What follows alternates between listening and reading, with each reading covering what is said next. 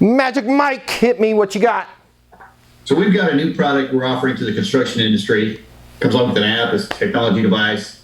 The industry, it's a new technology for the industry to make things, to improve quality control. Okay. Customers don't know about us and don't realize they have a need. So we're kind of coming in, trying to quantify their need, pitch the project or the product, and then get to a close. Yep. And just find a lot of resistance. Okay. You need wisdom for helping show them that they have a need in the market, I guess. Yes. You came to the right place, Mike. So who are we talking to? GCs? What are we talking to? Big construction companies? Give me just, in your target zone, who you're talking to. We've designed the product to be marketable at multiple levels in the construction. So it can go to developer, GC, contractor, and the third-party testing lab. Okay. This is the quality of the structural members inside the foundation. Okay. And Not so much for measuring as far as supply, it's the measuring for the quality control in the structural approval. Got it. Okay, so quality control and the structural approval. If that's bad, what happens? Just one sentence, what happens?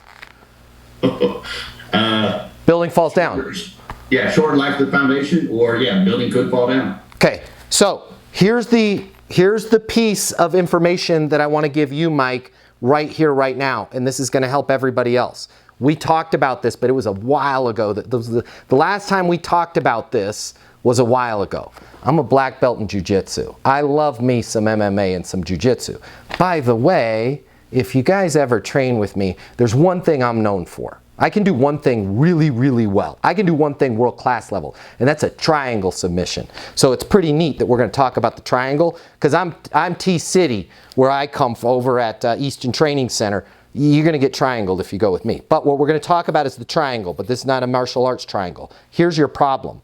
When you talk about quality of the foundation to that developer, to that GC, to that quality control, whoever it is, these people, here's the problem. We have a little thing, okay? Most of ours are the size of Brazil. It's called an ego, okay?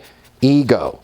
When we say, hey, I want to talk to you about how I can improve your quality. I need to improve my quality. Beat it, right? I want to talk to you about how we can improve your measurements or whatever it is. It doesn't matter what the issue is. The simple thing is the same. Whether I'm talking to a GC or developer, or I'm talking to my wife, or I'm talking to my friend that, let's say I've got a friend that's right on the edge of being diabetic, and I'm like, Peter, you need to stop it with the Diet Pepsi. The minute I bring this issue up with this person, although I'm going to help the structural integrity of their buildings, although I'm going to improve the life of that building, although I'm going to improve the life of Peter, and hopefully add a couple decades to his life if he stops drinking 3 2-liter bottles of Diet Pepsi every day, the minute we bring things up directly to that person, they're going to push back. They're going to be like, I'm all good. And unfortunately, as my South Boston mother used to say when she smoked the long cigarettes, Matthew, life isn't fair. She was right.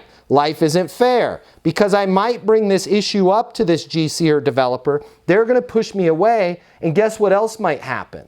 Let's say it's Bob who's on this call. Bob's going to circle up with Pat and go, hey, you know, I was just thinking, what about the structural integrity of our buildings and the measurement process? I should probably look into that. But he's not going to call you back, because he blocked you already with his ego. So this is where we're going to use the triangle. And the triangle is, instead of talking directly to these developers, these GCs, these testing labs about fixing their problem, you're going to get both of you looking at an outside, a report that you did, other clients that you're working with. And then I want you to use words that sound like, how are you handling this? Not, is this something that you're seeing? Is this something that you're seeing? Again, the ego's going to go, oh, we're perfect. How are you handling it? You're going to hear it, well, we're doing our best. So to triangulate, Mike, instead of you saying, hey, we can help you with the structural integrity of your buildings, and we can make sure that your buildings last longer and save you billions of dollars over the life cycle of your portfolio. I'm all good. I'm all set. Hey, I wanted to reach out to you personally because I've got an idea that I'd love to get your opinion on. Sure, what is it? So one of the things that we're seeing, especially in the Sacramento area, is a lot of buildings are having to do refitments with the caissons, where that's almost, as crazy as this sounds, and I'm sure you guys have run into this, it's almost as expensive as doing a whole new building. When we have to come in, we have to do temporary jacks, put new caissons in. One of the things, and it's really interesting, especially buildings that were built pre-2015, one of the things that we're seeing in the industry is there was some really simple ways to prevent that. And there's, for example, 10 clients that we're working with now that they have saw that, and it's unfortunately we haven't mastered the DeLorean with the flux capacitor. We can't go back in time and fix it for them, but what we're seeing on all their future projects is now they're having the ability to make sure that they're not getting into these types of scenarios down the road with all of their new projects. And I know you guys have several projects here in NorCal, and I was just curious to get your opinion on how you guys are handling making sure that the quality fitment is blah blah blah. I don't know. I'm not a structural engineer, but you can see where I'm going with this.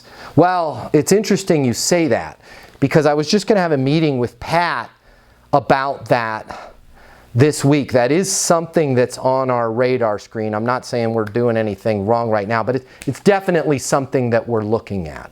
When you say it's something that you're looking at, can you give me a specific example? Is there anything with, any of your current projects that have, had red flags come up or worse right now?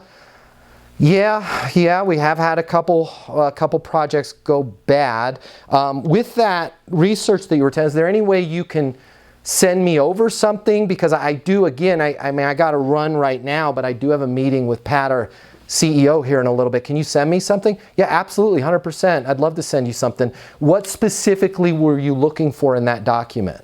Well, I would like to see if you guys have a spreadsheet of the ratios with it, because I'm sure what you're doing is expensive, where that payoff is. When you say payoff, can you give me a specific example? Yes, I can. Because we worked with companies that were like yours in the past. We paid a bunch of money up front, and we never saw an ROI on that. Now, so what you're saying is they took money up front? Yes. So it sounds like the real issue is you'd like a partner to help you with the project, but you don't want to be sinking a bunch of capital in. Yeah, it's exactly what's going on. That's what Pat and I were talking about. I don't want to name names. I have a feeling I know who you worked with before. That's one of the reasons why a lot of companies come to us. Instead of that chart, would it help if I sent you over just high level how we're structured a little bit differently in terms of the capital that you're going to have to lay out up front? Yeah, that's exactly what we're looking for. Cool. I know you got to meet with Pat. I'm going to have that over to you. Give me about 10 minutes. I'm going to write up kind of a one-page review of our discussion. I'll cover your current situation, the capabilities that you're looking for, and I'll propose some next steps in terms of us moving forward. I'll get that over to your email, mike@mike.com, here in about 12 minutes. And I'll shoot you a text after I hit send just to make sure you got it, just in case it's getting in your spam. And then, Mike, what's a good next step for me in terms of getting back with you? Well, I'm meeting with Pat today. Yeah, I mean, I'll just get back to you. Perfect, Mike. Sounds great. How about you're going to meet with Pat today. You're going to get back to me. I'll put my mobile on the email, and then today's Thursday. I'll call you tomorrow, Friday, 4:30 p.m. if I haven't heard from you before then. Fair enough? Yeah, that works for me. And then you're going to go into your power email, which we can either talk about later or on another session, where you're going to break down the current situation, capabilities needed, next steps.